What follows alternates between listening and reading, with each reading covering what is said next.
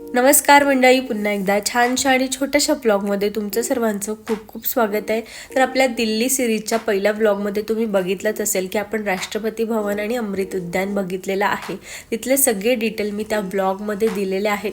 तर तो ब्लॉग तुम्ही बघितला नसेल तर तो सुद्धा नक्की बघा. आणि आज आपण बघणार आहोत इंडिया गेट. आम्ही गेलो होतो इंडिया गेट फिरण्यासाठी आणि तिथे कसं जायचं तिथले सगळे डिटेल मी तुम्हाला ह्याच ब्लॉगमध्ये देणार आहे. सो आपला ब्लॉग पूर्ण शेवटपर्यंत बघा, जेणेकरून तुम्ही जर कधी गेलात तर तुम्हाला आपल्या ब्लॉगची नक्कीच मदत होईल. तर इंडिया गेट हे न्यू रेल्वे स्टेशनपासून 5 किलोमीटरवरती आहे. आणि जर तुम्ही राष्ट्रपती भवन बघितल्यानंतर जर इंडिया गेट बघणार असाल तर तिथून तुम्ही शेअरिंग रिक्षा करून सुद्धा येऊ शकता. अगदी 10 ते 20 रुपये मॅक्झिमम चार्जेस आहेत. इंडिया गेटची उंची ही 42 मीटर आहे आणि इंडिया गेटच्या मागचा इतिहास सुद्धा खूप इंटरेस्टिंग आहे. 1931 साली ह्या इंडिया गेटची स्थापना केली होती आणि जे पहिलं महायुद्ध झालं त्याच्यामध्ये 70,000 सैनिक हे शहीद झाले होते आणि त्यांच्या स्मरणार्थ हे इंडिया गेटची स्थापना केलेली आहे. इंडिया गेटला जायचं असेल तर तुम्हाला मिनिमम 2 ते 3 तास पाहिजे आणि तुम्ही कधीही जा, इथे एवढीच गर्दी असते, तुम्ही बघितलीच असेल.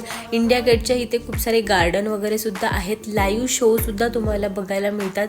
संध्याकाळी 7 ते 9 हा जो टाईम आहे त्याच्यामध्ये तिथे लाईट शो सुद्धा असतो. आम्हाला अनफॉर्च्युनेटली तो बघायला मिळाला नव्हता, पण तुम्ही जर गेलात तर त्या शोसाठी तुम्ही नक्की थांबा.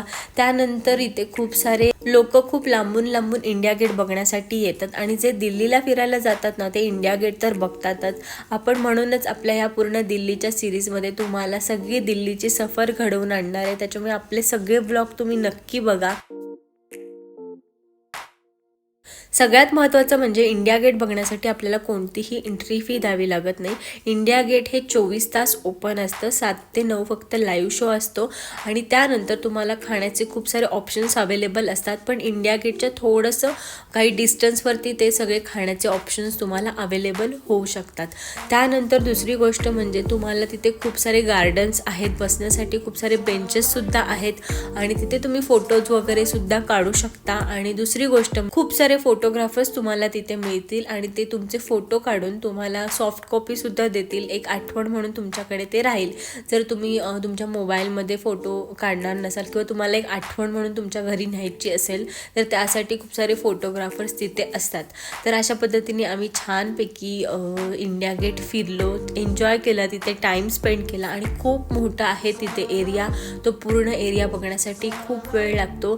तर अशा पद्धतीने आम्ही छानपैकी इंडिया गेट बघून घेतलेला आहे. जर तुम्ही कधी गेलात तर नक्की आपल्या ब्लॉगची तुम्हाला हेल्प होईल अशी मी आशा करते. आणि आजचा ब्लॉग तुम्हाला कसा वाटला मला कमेंट करून नक्की सांगा. पुन्हा भेटूया, तोपर्यंत बाय बाय.